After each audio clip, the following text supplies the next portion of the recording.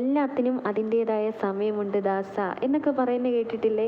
അതുപോലെ twin flame ജേർണിയിൽ DMഉം DFഉം തമ്മിൽ meet ചെയ്യുന്നതിനും സെപ്പറേറ്റ് ആകുന്നതിനും DF ഇന്നർ വർക്ക് സ്റ്റാർട്ട് ചെയ്യാൻ തുടങ്ങുന്നതിനും രണ്ടാളും സ്പിരിച്വലി അവേക്കൻഡ് ആകുന്നതിനും അവരുടെ ഹാർമോണിയസ് യൂണിയൻ നടക്കുന്നതിനും ഒക്കെ ഡിവൈൻ ഗോഡ് തീരുമാനിക്കുന്ന ഒരു ടൈമുണ്ട്. ആ ടൈമാണ് ഡിവൈൻ ടൈം. എല്ലാ കാര്യങ്ങളും ഭംഗിയായി നടക്കാൻ എല്ലാം കൊണ്ടും പാകമാകുന്ന ഒരു ടൈമായിരിക്കും അത്.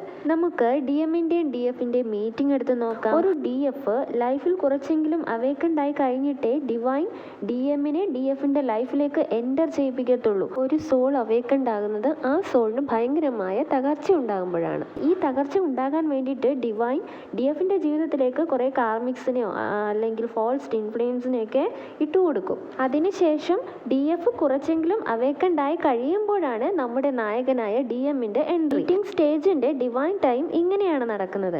അവർ തമ്മിലുള്ള സെപ്പറേഷന്റെ ഡിവൈൻ ടൈം എന്ന് പറയുന്നത് രണ്ടാളെയും റൊമാൻസിന്റെ സ്വർഗം കാണിച്ചിട്ട് രണ്ടാൾക്കും പിരിയാൻ പറ്റാത്തൊരു സാഹചര്യം എത്തുമ്പോൾ പെട്ടെന്നൊരു ദിവസം DM അങ്ങ് പോകുന്നു, ഒന്നും പറയാതെ.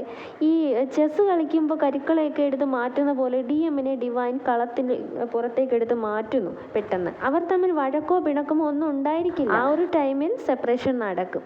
ഓക്കെ, ഇനി DF ഇന്നർ വർക്ക് സ്റ്റാർട്ട് ചെയ്യാനുള്ള ഡിവൈൻ ടൈം എത്തുന്നത് DF DMന്റെ പുറകെ ഓടി ഓടി തളരണം, ആ ഒരു സ്റ്റേജിൽ എത്തണം. അതായത് DMനെ ചേസ് ചെയ്ത് DF മടുക്കണം.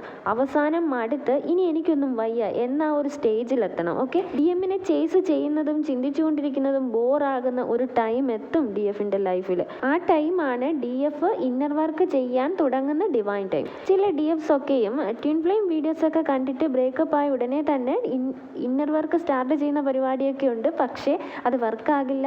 നേരത്തെ പറഞ്ഞ പോലെ DMനെ ഫോളോ ചെയ്ത് DF മടുക്കുന്ന ആ ഒരു സ്റ്റേജിൽ എത്തിയാൽ മാത്രമേ മാനസികമായിട്ട് അവർക്ക് ഇന്നർ വർക്ക് സ്റ്റാർട്ട് ചെയ്യാനും പറ്റത്തുള്ളൂ. അതാണ് ഇവിടുത്തെ ഡിവൈൻ ടൈം. ഓക്കെ, ഈ ജേർണി ഫോഴ്സ്ഫുള്ളി എന്ത് ചെയ്താലും അത് വർക്കാകില്ല. ജേർണിയുടെ ഫ്ലോയ്ക്ക് അനുസരിച്ച് മുന്നോട്ട് പോകാനേ പറ്റുള്ളൂ.